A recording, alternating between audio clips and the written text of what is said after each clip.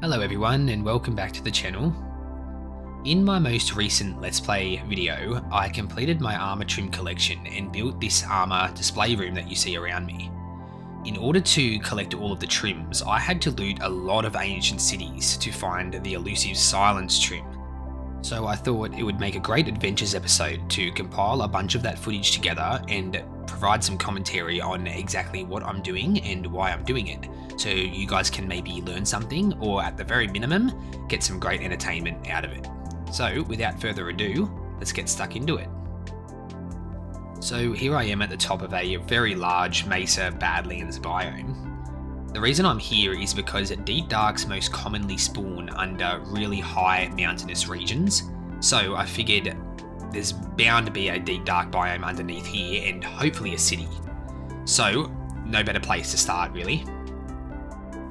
So the process that I use to find ancient cities is I find a big open cave that will take me as deep as possible as quickly as possible and hopefully find some skulk. So sure enough, I found some skulk down here, which means we're in a deep dark biome. So now I want to get as low as possible because ancient cities spawn at Y level -52. So here you can see me just trying to get down as low as I can in this open cave. Once I get down low enough, what I tend to do then is just try to find as many open cave systems as I can and just wander around and hopefully stumble across an ancient city. Realistically, there's no other way to do it unless you use something like chunk base, which I do not.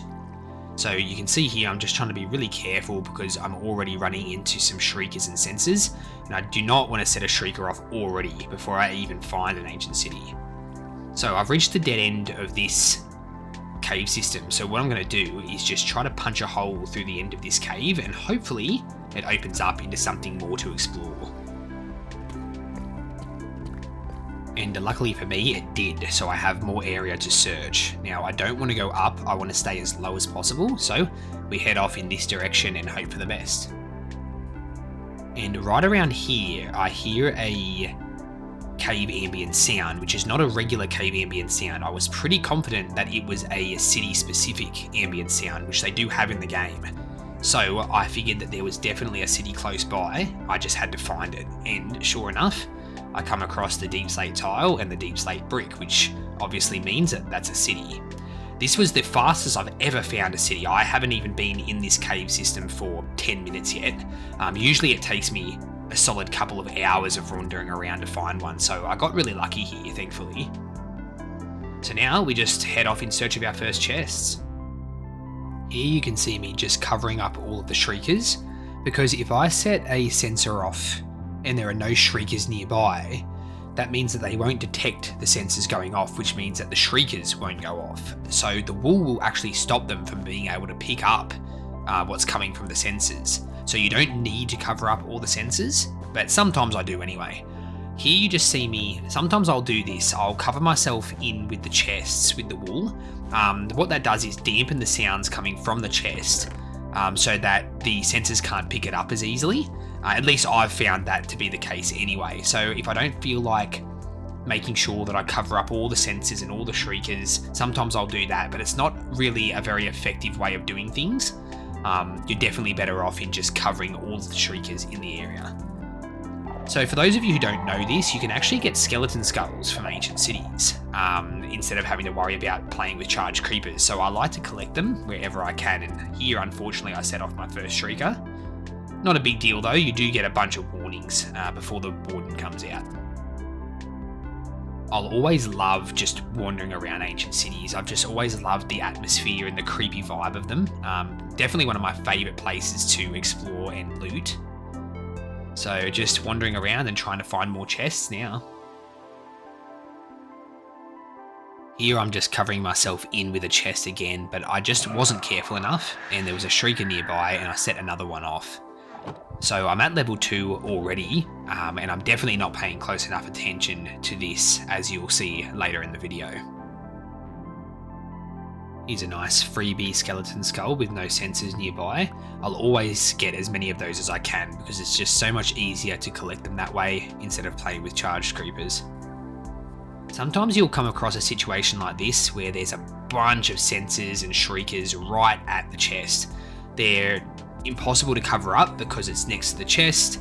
They're very difficult to remove, and sometimes I just couldn't be bothered dealing with it. So I'll just open the chest anyway and let the Shrieker go off, because it's just not worth the hassle in trying to cover everything up and sort it out that way. So here I just don't care and open the chest basically and let the Shrieker go off again.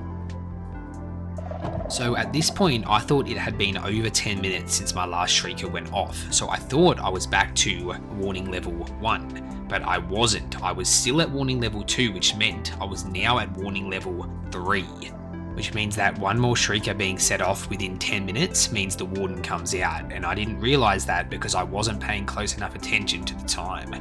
So here I am just breaking into one of those ice boxes to see what's around, and lo and behold,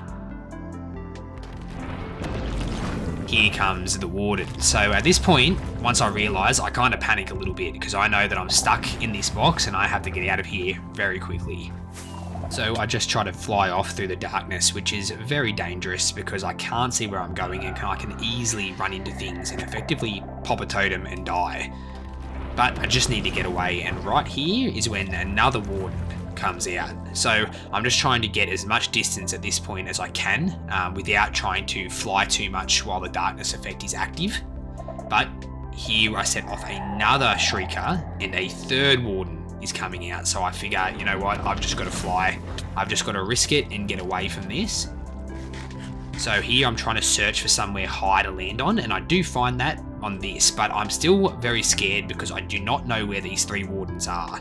So I spot the portal, and I know that the portal is a safe zone if I can get up there, but unfortunately for me, as you can see, there's a Shrieker up there.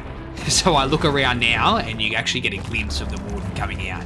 So we're off again. So now at this point I'm just trying to find somewhere high and somewhere away from the Wardens, even though I have honestly no idea where they are.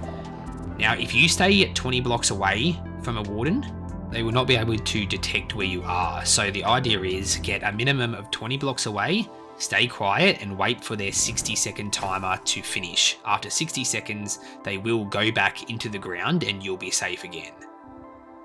Although in my opinion they are one of the scariest mobs in the game, I do think they look super cool.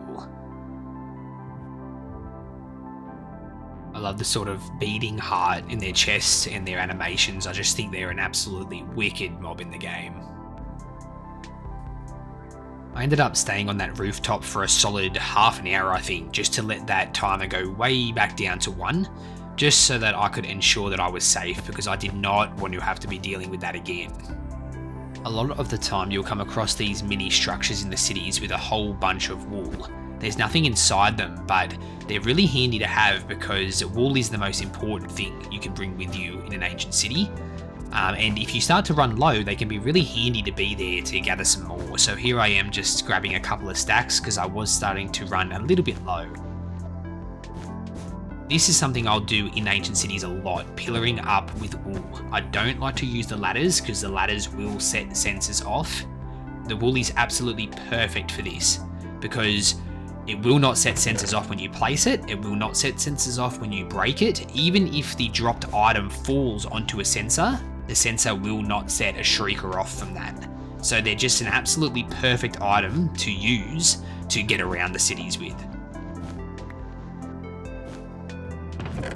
Here I find a chest with 3 notch apples inside it, which up until this point was the most I'd ever found in a singular chest before, so I was pretty excited about that.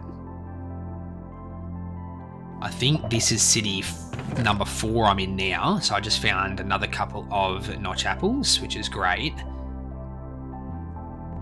And opening up another chest, I find 4 in one chest, which is the most I've ever found, so really excited about that. You can get enchanted golden apples from a number of different structures in Minecraft, but the easiest way to find a lot of them is definitely looting ancient cities. At this point I realised that this city is actually another double city.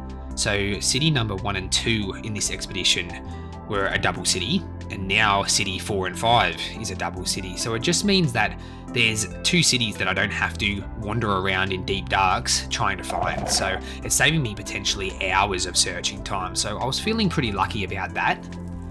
But at this point, I was getting a little bit frustrated because that was probably the 10th or 11th ward trim that I've found and still no silence. So trying not to get a little bit frustrated here.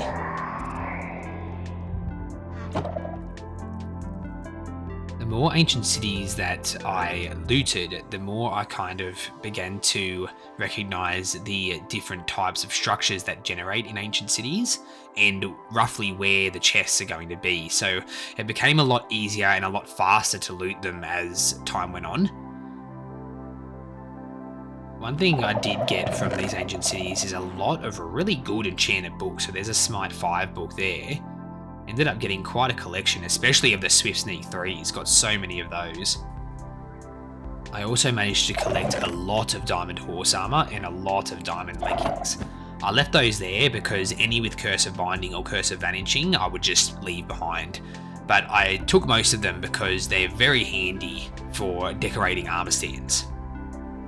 So this is Ancient City number 8 now, and I was really beginning to wonder what the record was of ancient cities explored and no silence trim found, because at this point I was really beginning to doubt my luck.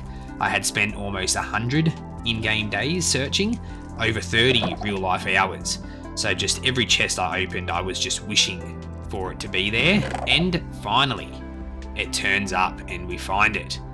The absolute relief I felt was just like nothing else.